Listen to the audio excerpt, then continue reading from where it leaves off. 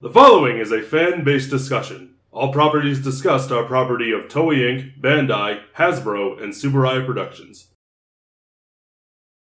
Megamax! Space. Everybody's face is here. Welcome, everybody. Yes. To part 2 of the Fourze review, Mm-hmm. where we review these two movies. O's Fourze, Movie War Megamax, featuring Double and everybody else. Fourze the movie, everyone's space is here. Yes. Let's start with Megamax first. I remember this used to be like the epitome of the Kamen Rider movies. Like everybody was like, "Oh, this is the good one." It's not anymore. Because it still has that same thing of, this is two stories. It's hard for me to imagine this ever being considered the good one. Yeah. We're not going to be kind to this movie. Alright. I thought this movie was relatively decent. Yeah. But it also sucked. It deals with Foundation X, which is always great to see them. It's nice to see Foundation X back again, yes, but once again, it's an extended episode of Fourze, an extended episode of O's, and then they fight a thing for 10 minutes, and it's over. Because meteors start falling from the sky, and the legendary 7 Kamen Riders go out to try and stop them. Yeah, of course. Foundation because of course they did. The things from this meteor. So a time portal ends up opening up, and they end up getting this thing called Soyu, which is some alien substance. Which is CGI goop. Pretty much. Let's talk about the O's portion first, so Kamen Rider Poseidon. Because that's the first one. It's not good. You know what this movie has really made me realize more than anything else? What? The births are useless. The births. Kamen Riders. Oh. They're useless. What makes you say that? They get wrecked so quickly. Yeah. And then I feel like that's more of convenience and screen time than anything else. No, because they were basically the same way in O's too. Yeah. Like, even though they were mostly built to fight yummies, the fact that the main bad guys are the greeds makes them pretty much the worst secondary rider ever. Oh. I love Date. Do not get me wrong. But, no. Yeah. Oh, well. I was going to say this movie just reinforced the fact that Kamen Rider movies are terrible. A lot of the older ones. For the most part, they're all bad. A lot of the older ones, yeah. There's some good ones. There's some good ones, sure. Paradise Law. There are always exceptions, but this isn't one of them. Well, I take that back. This one's better than some of them. It's better than the OSW movie. Oh, yeah. That one was terrible. Better than the O's. Well, no, not the W Decade one. Yeah, that one was because that one had begins. Because that actually had like stories that actually mattered. I mean, to be fair, they were just non-canon offshoots that no one cares about anymore. To be fair, the OSW one gave us more skulls, so. But still, that doesn't balance out the rest of it. I don't care. I hated that movie. But yeah, the O's portion deals with a time portal. Yeah. Kamen Rider Poseidon, Kamen Rider Aqua, and Ankh coming back. Yes. Briefly. And it's always great to see Ankh back with Eiji, because I just love the two of them, freaking OTP forever. But the rest of it... The rest of it, which is just, it's too long. Not enough happens to justify it being that length. Aqua's a bitch and his costume looks awful. Poseidon looks awful. I'm gonna disagree with you on that. I don't think the suits are that bad. Aqua has a speaker on his chest. It doesn't look that bad. It's huge. In motion, that thing is just like out here. Especially when he's on that jet ski thing on the water. Yeah. It looks bad. Oh, I love that was one of my favorite parts, actually, where I'm pretty sure they cast a suit actor who could do jet ski stunts. Yeah, they did. Just for the purpose of, it's like, we're going to have a Kamen Rider themed around water so we can have him doing some stunts on the water. Yeah. It's great to see Eiji again. We love us some Eiji. Yeah. And we see him quite a bit recently now. Which I'm okay with. Yeah. Like more recent movies. Of course, we just saw him in Zio as well. But Aqua himself, one, I did not like his actual actor. He's not that great. No, he's not. No. He makes me sad in my everything. Yeah. But yeah, no. And Poseidon, I feel like he could be a better villain. I mean, at least they gave us his backstory and the fact that Kogami's still alive in the future because that man refuses to die. Which I'm okay with. And I like seeing some of the out-of-suit fights, especially with the girl who works for the Kogami Foundation. Oh, yeah. I like seeing her fight out-of-suit. Yeah, Sakurako. Yeah. But the rest of this movie, I'm just sitting here watching this like, wow. Or at least for the O's portion. Wow.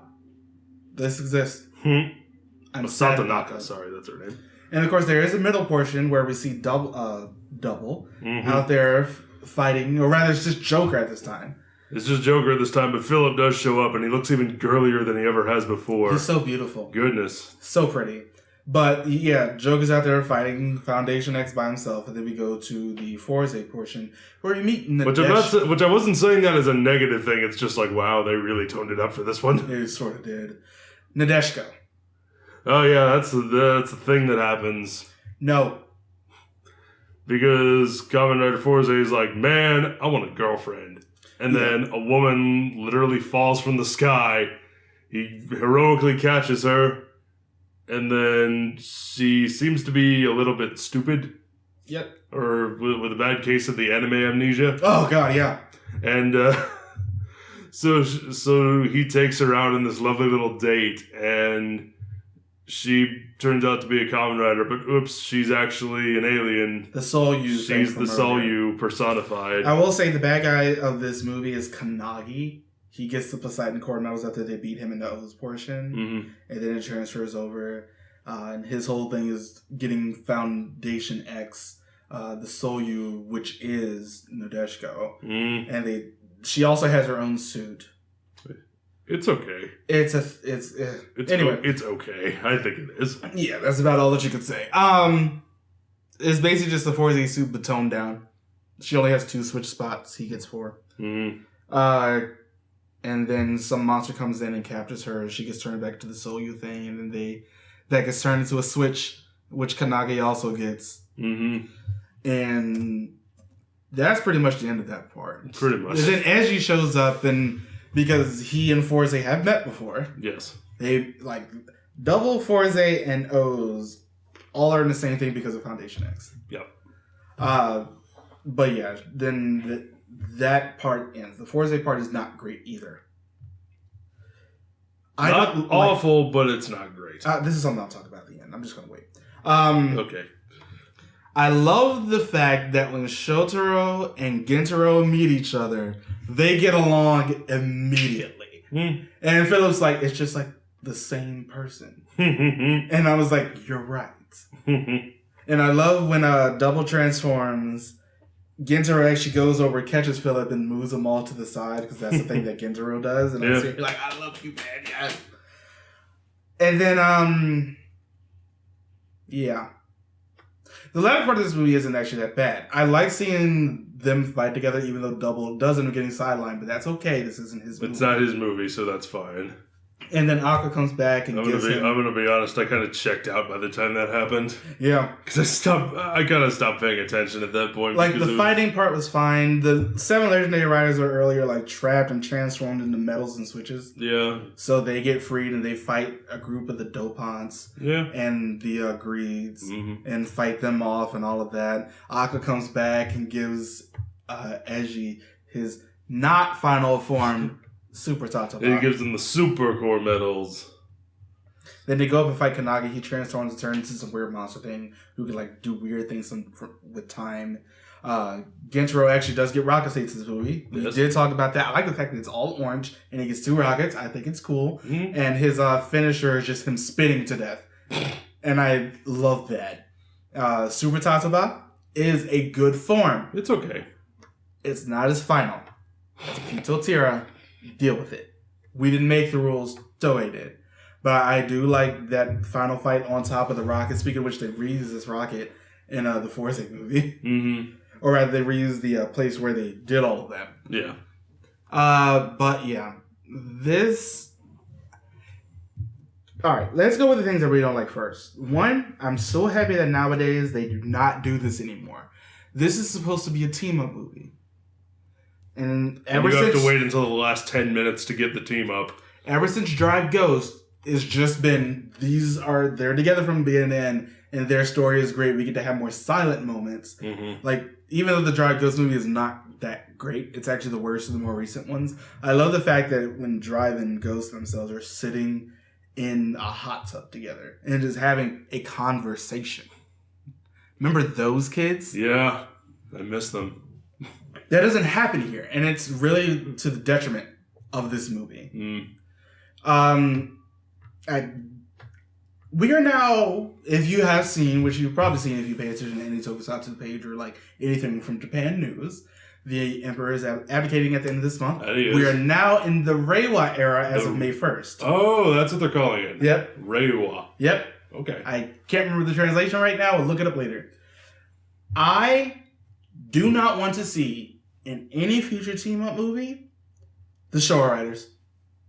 I agree. I'm tired of seeing them. I agree. They're old. They are now too past.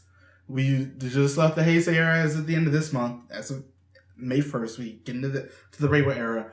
Focus on the Heisei era. Not to mention either update the Showa Rider outfits to look better, because there just isn't a lot to them. I think the most that you get out of that is Black RX, and no one wants to see that. But the Heisei era is just, one, it's most recent, two, we're leaving it. So I think that's where all the focus should really go from now on. Like, yeah, bring the Showa Riders back every once in a while. And we haven't really seen them in a little bit, especially with Zio being strictly Heisei, thank God. I'm just really tired of the Showa era at this point. I don't want to see them anymore. At least not for a long time. It's kind of like what Ultraman was doing.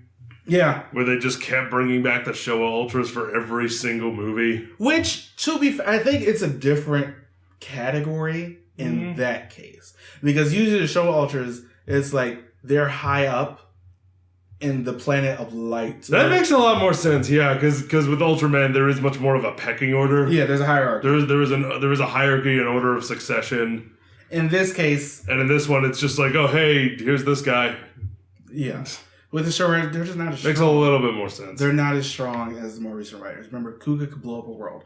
So I think we need to retire the Showa era writers. No disrespect or anything, but we need to retire them. Again, I don't mind them bringing them back if it's for like an anniversary movie. Yeah, you want to bring them back. You want to bring them back for a little bit, or even bring back an actor out of suit. Yeah, and at most, not have him transform. That'd be fine. Every 5 to 10 years. There you go. That's about it. We don't need them any more than that. Other than that, this movie is not that great. I don't like Megamax. It's a hard movie to get through, especially nowadays when it's just done. There's so much better movies you could be watching. Yeah, I would not recommend this. So I wouldn't recommend it either. Yeah, it's not great. Which, I mean, I hate that O is my favorite Kamen Rider has to be in some movies that I absolutely hate. But here we are. The second movie, however. And then next, we get on to our second movie of the review. Kamen Rider Fourze, the movie. Everyone's space is here. Remember that exception to the rule we were talking about? This is it. This is my favorite Kamen Rider movie. I know it is. I absolutely love this movie. Here's the thing. I was watching this movie because I watched it before when we were in college. I was rewatching it again. And I honestly wasn't digging it for a while. I was like, this isn't very good. But then as we got towards the third act of the movie, I remembered, oh, this is why this stands apart from the rest. This movie does not stop. It does not pause. It just goes. As soon as they end up introducing Inga Black at the very beginning, it's just like, Inga Blink, and that's it. And I love it because she is badass. For one, as seeing her fight out of suit, which there are so many. There's a lot of out of suit fights in this. So many out of suit fights. Also, I would like to talk about Mikihara. Okay. God, man. Talk about easy on the eyes. Very much so. I have no problem with tight leather catsuits. No, sir, I don't. Okay. I had to get it out of the way. The second part of this... But out of suit fights, there's a lot of them, and they're great. Also... They're well choreographed. They really are. Even with Black Knight being in this movie, because this whole movie ends up dealing with Kyodane. and the Space Iron Men, Kyodine, who are like some really old Ishinomori-esque Showa era shows. Creations. Yeah. And they switched them where the Black Knight's actually the good guy now, and the Kyodine are the bad guys. Speaking of which, other best girl from Sentai shows up in this movie. Other best girl. If you watch this long enough, you know exactly who I'm meaning here. Freaking Yaka Yellow. Ayumi Kinoshita, aka Other Best Girl, because the other best girl also shows up in this movie with Nao Nakasawa. Oh yeah, because she plays one of the teachers. In Fourze. Yeah. See, that's something we didn't actually talk about. A lot of the kids in this show are actually past kid actors from previous Heisei era shows. So, that's a little fun fact. Like, one of the Ghost girls is a little girl from Blade. Oh, cool. But yeah, Ayumi Kinoshita is in this movie as a bad guy. I'm like, yes, I don't even care. She's in this movie. This movie's automatically great. And she's very good in this movie. I love her. Just as a person. I really, really like how this movie, like I said, it will not stop for you or anyone else. Because this movie is practically like all action. Like things are always happening. And for some reason that got me so hyped. I'm just like, yes, let's go. Punch a bitch in the face. Yes, they did it. I mentioned during our review of the show that was a problem I had with it. That it almost never seemed to shut up. With a movie, I feel that's easier to get away with. Yeah. And it works better in this case. Also, I just like seeing Ryusei and Inga fight each other. Like, that was, one, very well choreographed, and two, it was just good. And she performed the 1-inch punch on him. Yeah, she did. We didn't talk about that, goddamn. Well, we did sort of mention it in the Fourze review. We did. But I love how, when he came back and was fighting Taurus, he came back with Kazuse's about to transform into him, like, Taurus blasts him, and Gentaro does the thing. And the highest of fives because explosions happen behind him. And I'm just like, cool. This is cool. Yes. I absolutely love this movie. Because Gamo gives... it's not...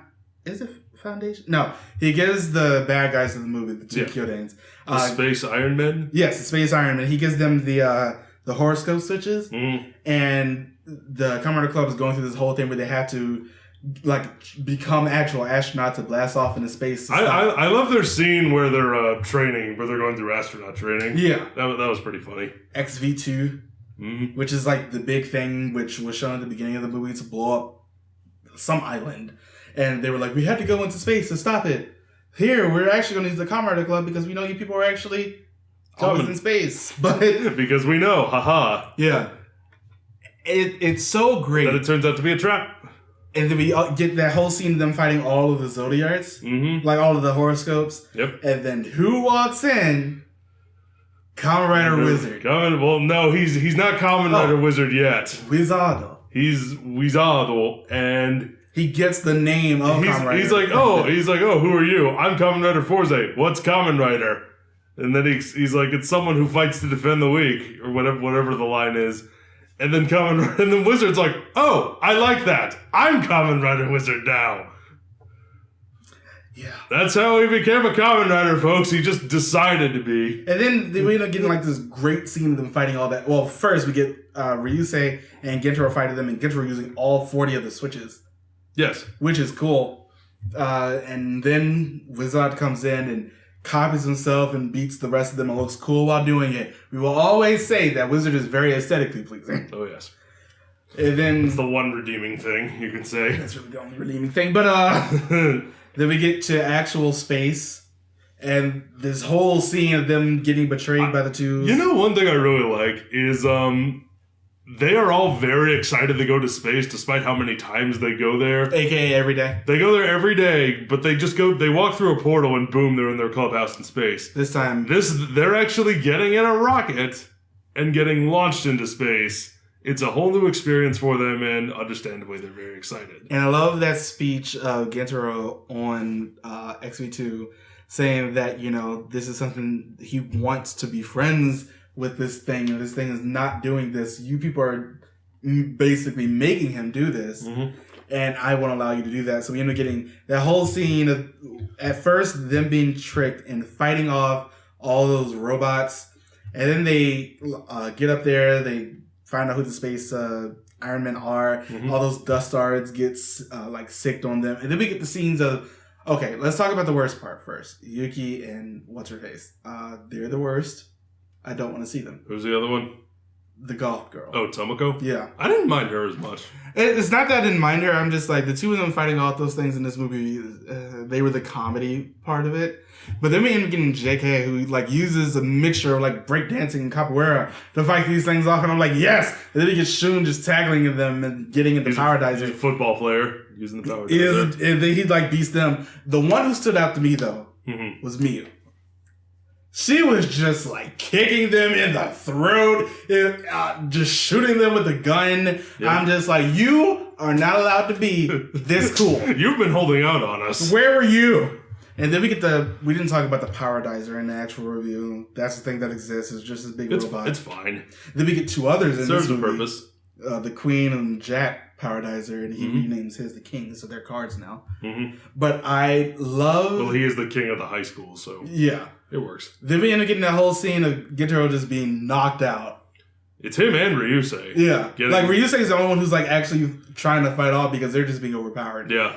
We get the greatest scene in any Rider movie in this movie. Yeah. Jacob, go ahead. Well, because Fourze and Meteor, they're unable to transform. Yeah. So they have to use the power. So what they have to do, so the only way they can get the sufficient energy they need to transform. Well, hold on. The way that they do it, because XV2 like sends down some blueprints for a new switch. Right. But they don't have the energy to use it. That's right, yeah. Nor make the actual switch. Mm-hmm. Because they have to use the astro energy. So as a result, we get the club members going down back to Earth with all 40 switches, handing them out to the previous supporting characters, the past victims of the week, their teachers, all these different characters that we've seen throughout the show, and handing them the switch and say, here, when we give you the signal, please, Gentaro needs your help.